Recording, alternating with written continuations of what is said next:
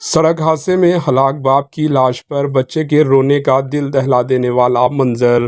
دل دہلا دینے والے ایک واقعے میں جمعرات کے روز ایک بچے کو جس کے والد حیدرآباد میں سڑک حادثے میں ہلاک ہو گئے اپنے باپ کی لاش کے قریب روتا ہوا دیکھا گیا۔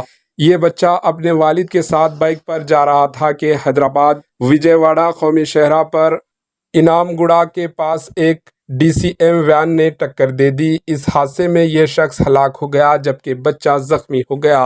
35 سالہ شیٹی کنگنا پرساد اپنے فرزند کے ساتھ دودھ لانے جا رہے تھے کہ ایک DCM وین نے ان کی بائیک کو رون دیا۔ بائیک سوار پر برسر موقع پر ہلاک ہو گیا جبکہ ان کا بیٹا اس حادثے میں زخمی ہو گیا۔ بچہ یہ نہیں سمجھ پایا کہ کیا ہو رہا ہے۔ وہ سڑک پر پڑی اپنے باپ کی لاش پر سر رکھ کر مسلسل رو رہا تھا۔ باپ کی لاش پر سر رکھ کر بچے کے رونے کا منظر واقعی دل دہلا دینے والا تھا۔ اطلاع ملنے پر پرساد کی بیوی، بچے کی ماں فوری جائے حادثہ پہنچی۔